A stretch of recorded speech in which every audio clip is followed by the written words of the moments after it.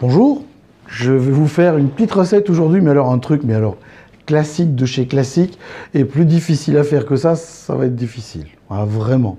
C'est une super recette, super compliquée. Je vais vous parler d'un hachis parmentier. Je me lance dans des trucs, triple salto avant, périlleux, etc., etc. Hachis parmentier, recette...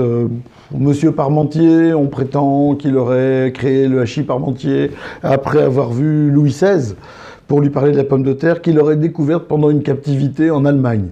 Beaucoup de gens qui connaissent l'histoire. La pomme de terre, en fait, au départ, elle n'était pas destinée à être mangée. À Versailles, on l'utilisait comme plante ornementale. Et quand on voulait la manger, évidemment, c'était toxique, puisqu'une fois qu'elle a fait comment dirais-je, des petits, j'ai failli dire, une fois qu'elle a fait des fleurs, elle se sent beaucoup moins bien. Alors, le hachis parmentier, c'est facile, normalement ça se fait avec des restes. Le plus facile, c'est d'utiliser de la viande de bouillie. Quand on a fait du bouilli, vous savez, c'est parties du bœuf, le flanchet par exemple, des parties qui sont moins sympas à manger comme ça que du filet, du rumsteak. On prend des parties, on va dire, moins nobles, et on les fait cuire longuement, on fait du bouilli, et puis une fois qu'on a marre de manger le bouilli, on récupère la viande, on la hache finement, et on l'accommode avec des pommes de terre. Il y a aussi une version plus contemporaine, avec du haché, simplement du haché de bœuf. Ici, c'est haché 100%. Alors, le truc, c'est que je vais faire sauter mon haché et que je vais le mettre directement.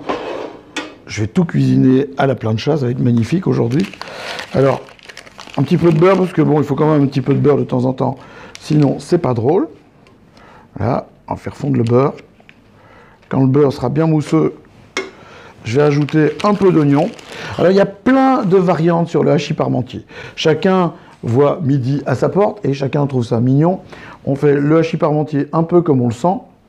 Moi, disons que le hachis parmentier, je considère qu'il faut le faire avec des pommes de terre, de la purée, de la viande, des oignons dans la viande pour donner un peu de consistance. Je rajoute un petit peu d'herbe. Et puis, dans la poêle où j'ai fait sauter la viande, je fais tomber des pousses d'épinards, histoire d'avoir un truc un peu... qui soit un peu vert pour faire de la couleur, pour faire un joli petit drapeau. On peut ajouter de la sauce tomate, pas de sauce tomate, etc. Mais si la purée est bien beurrée et si la viande est bien juteuse, ça fonctionne. Ça va prendre du temps, évidemment, comme toujours, parce que ça prend toujours du temps, le temps que le beurre soit bien fondu. Vous le voyez en live, il est en train de fondre, le beurre, mais il ne chante pas encore, donc c'est pas la peine de mettre quelque chose dedans. Ça ne chauffe pas très très vite, ces trucs-là, c'est pas fait pour. Ça chauffe quand même maximum à 260 degrés. Pendant ce temps-là, j'ai fait de la purée. Je vais lui remettre un petit coup de chaud. Purée, toujours du beurre dans la purée. Hein. Une purée sans beurre, ça n'a aucun intérêt. Il faut qu'elle soit bien beurrée, il faut qu'elle soit bien lisse. Purée sèche, moi je suis pas super chaud. Et la recette la plus dingue de purée, c'est la recette de Robuchon, de Joël Robuchon, où on prend des rattes, on les cuit avec la peau, on enlève la peau, et puis on les écrase au tamis, pour les avoir toutes fines, et puis on monte ça au beurre, et on fait pratiquement temps pour temps. Ça, je peux vous dire que c'est le genre de truc qui dépote sa race, mais alors, je me demande si ça va pas être plus chaud là-bas. On va voir tout de suite, on va pas tarder à comprendre. Est-ce que c'est chaud? Est-ce que quelqu'un me dit quelque chose? Allô, la régie, vous m'entendez? Ça ne chauffe pas, bien entendu, c'est toujours le coup classique. C'est toujours quand tu as besoin que ça chauffe, que ça ne chauffe pas. On va mettre des aïunches. Ça ne cuit absolument pas, c'est drôle. Comment fait-on pour avoir des images? On met une plaque. On va laisser cette chose cuire tout doucement, en espérant que ça prenne tôt ou tard. Ah, il faut du temps. Hein. Vous entendez le cri de l'oignon? Il y a aussi le cri de la purée qui proteste. La purée est bien chaude. Hein. Toujours un peu de noix de muscade dans la purée, sinon c'est pas rigolo. Bien faire gaffe qu'elle n'attache pas, évidemment, lorsqu'on l'a montée.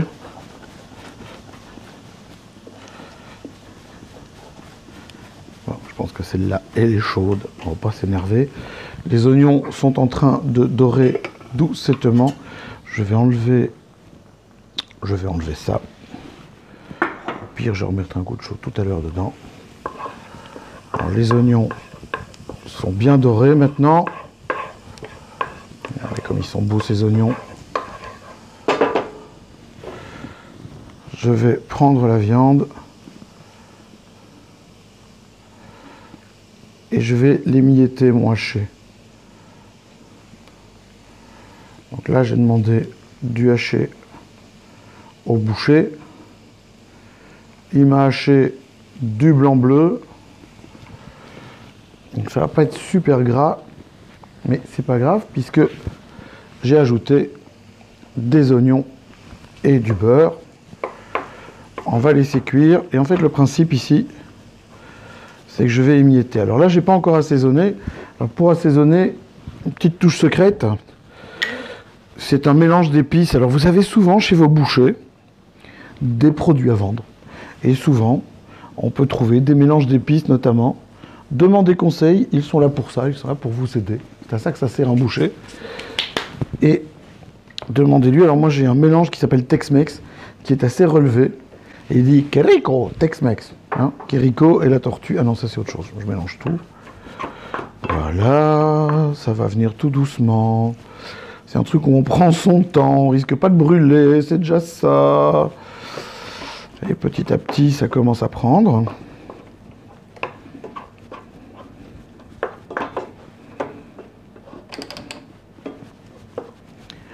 Voilà.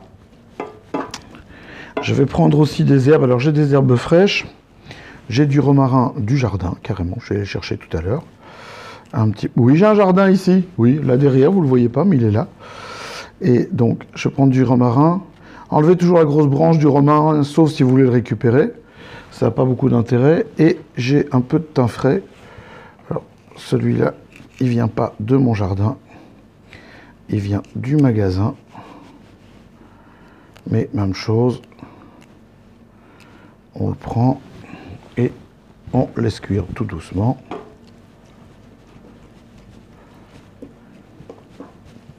Il faut que tout ça ait beaucoup de goût, que ce soit pas trop sec, pas trop cuit non plus.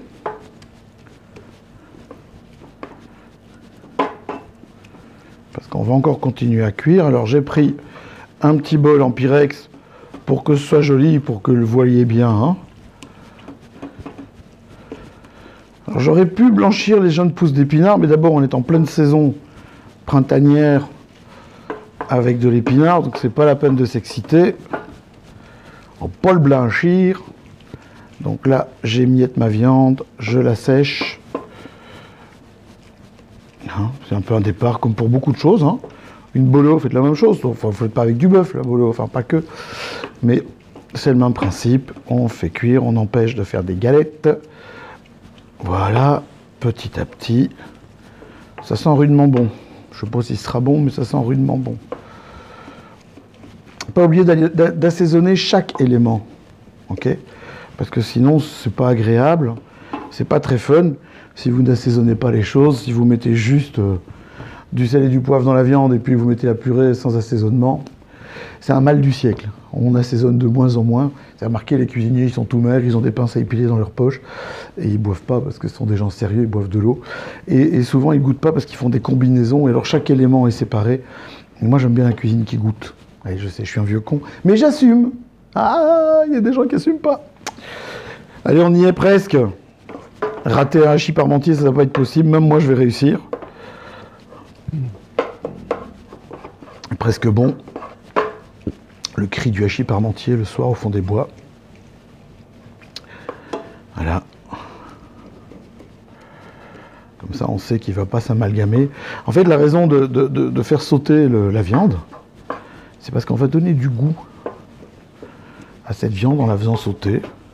Si on l'avait fait avec de la viande de bouillie, on lui aurait donné la même chose, un petit goût côté beurré, le côté des oignons qui ont fondu, etc. Vous voyez ? Voilà. Ça commence à devenir joli, mignon tout plein. Je suis joli, joli, joli, joli, mignon, mignon, mignon.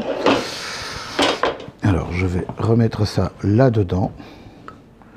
Je m'embête un peu, hein. Oui, je sais. Mais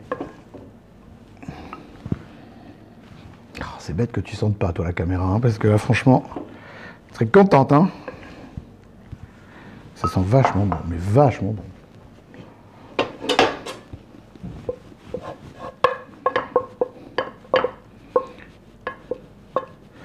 Alors, il y a un truc en cuisine, c'est que, souvent, quand on a affaire à un cuisinier, si c'est un professionnel, c'est un peu différent, mais c'est ce qu'on appelle les hommes paniers, les gens qui vont faire leurs courses le samedi après-midi, qui achètent des belles marchandises et qui prennent possession de la cuisine en disant à leur femme « Chérie, c'est moi qui m'en occupe ». Lorsqu'on a affaire à des hommes paniers, on a souvent aussi affaire à des hommes où il faut un bulldozer pour nettoyer la cuisine après. Moi, j'aime bien réutiliser les mêmes casseroles, d'abord parce que ça donne du goût, ensuite parce que, franchement, c'est moi qui fais la vaisselle. Donc, tant qu'à faire. Donc là, ma casserole est toujours pas très chaude. Pourtant, mes plaques sont à fond. Il y a des jours comme ça. Il y a des jours comme ça. Il vaut mieux rester couché. On va laisser fondre le beurre pour qu'il soit un peu noisette. OK. Et là, vous allez voir que ça va être une affaire. Mais que ça va être une affaire que vous allez demander à venir habiter ici. Une cuillère pour bien remplir le bol. Voilà. J'ai pris un peu de persil pour faire joli après. Ça vous embête de fondre? Il faut que je fasse quelque chose, une manifestation? Vous voulez que j'appelle Macron, quoi? On va pas rigoler maintenant, hein? Fini, ici. Ça vient, on reste calme, moi aussi. En attendant, je goûte. C'est important de goûter. Puis c'est quand même moi qui vais le manger après. Je suis content de moi, tiens. Alors, les pousses d'épinards, vous pourriez les blanchir. On est en début de saison. Un jour, le beurre va se mettre à chanter. Hein. On attend que le beurre soit noisette. S'il veut bien.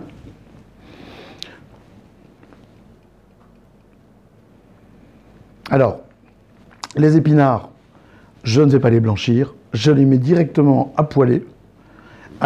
Enfin à poêler, j'ai fait fondre le beurre. Je mets un peu d'épinards, je ne vais pas en mettre trop non plus, hein, c'est quand même pour faire un seul bol. Mais comme ça, on n'a pas trop de déperdition de goût. Et on récupère en fait le côté beurre, le côté chaleureux de l'épinard, de la cuisson, pardon, avec les épinards. Pendant que ça cuit, je vais commencer à monter mon hachis parmentier. Alors lui, par contre, il est resté bien au chaud.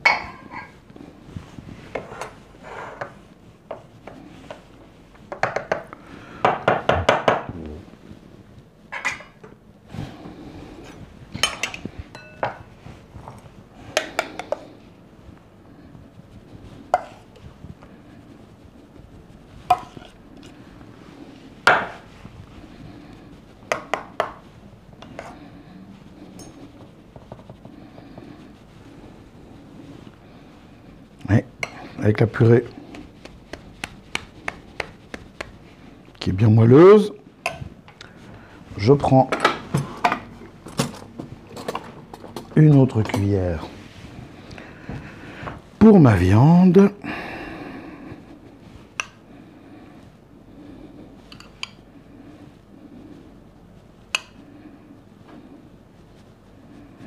Alors, parmentier, vous le faites avec ce que vous voulez. Hein. Il y a du parmentier de canard, du parmentier de boudin. J'ai mangé ça il n'y a pas longtemps. Vous voyez, la viande a relâché un peu de jus. Et c'est pas dérangeant parce que tout ça va bien mouiller l'ensemble. Les herbes sont là. Il y a quelqu'un ici? Voilà. Ça commence à tomber. Vous voyez, l'épinard, quand il est cuit, il est comme ça, mais il reste bien vert, il ne devient pas gris.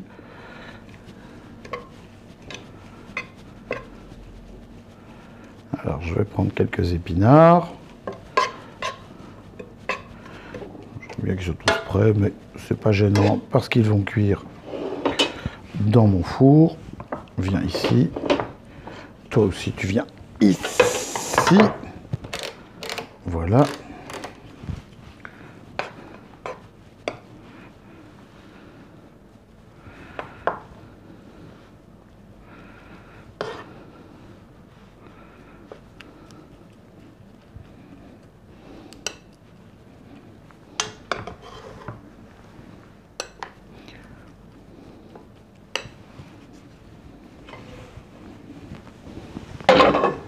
Voilà.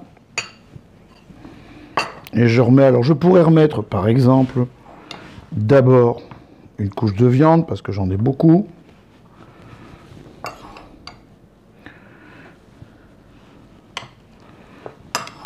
J'espère que ça donne quelque chose et que c'est joli.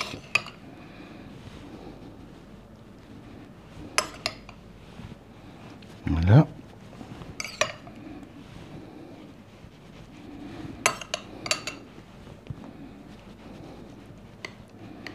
Bien tassé.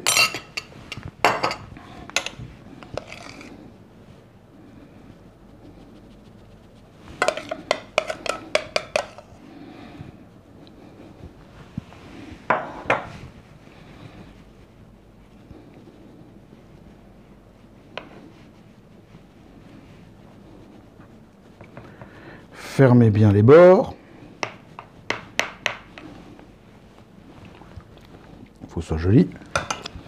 Et on met ça bien tassé. On tape au four. Ça, c'est sympa ça. Hein, et on laisse cuire à feu moyen pendant une dizaine de minutes. À tout à l'heure. Ben voilà, ça sort du four, c'est bien chaud, hein. Je ne veux pas tester. Je sais pas si vous voyez. Et alors là, le truc, c'est que on peut le laisser colorer un tout petit peu plus. Mais je sais pas si tu vois bien la fumée. Mais c'est joli. Voilà un bon hachis parmentier. Et pour accompagner le hachis parmentier, il faut des enfants qui font du bruit, qui foutent le bordel, parce que sinon c'est pas drôle. Il faut qu'il fasse un peu mauvais, mais ça, il fait souvent mauvais chez nous, il n'y a pas de problème. Un peu de pluie, un peu de vent, un peu d'automne qui vient pointer sa fraise au milieu du printemps, voire au milieu de l'été. On peut mettre tout ce qu'on veut dedans, le hachis parmentier, il faut des souvenirs aussi. Une grand-mère qui nous fait du hachis parmentier, avec du bœuf wallon évidemment, et une grand-mère qui parle avec un peu de wallon, sinon c'est pas drôle aussi, parce que l'accent, le patois, c'est de la terre sur nos racines, et nos racines, c'est ça qui nous fait grandir. Bon appétit, on se retrouve demain. Allez oui, vous le voulez bien, je le sais bien. On se retrouve demain. N'oubliez pas, quand c'est bon, c'est wallon. Les amis de vos amis sont nos amis, partagez. Parce que partager, c'est important. Je vous raconterai une histoire avec ça demain. C'est chaud. C'est bon. C'est chaud.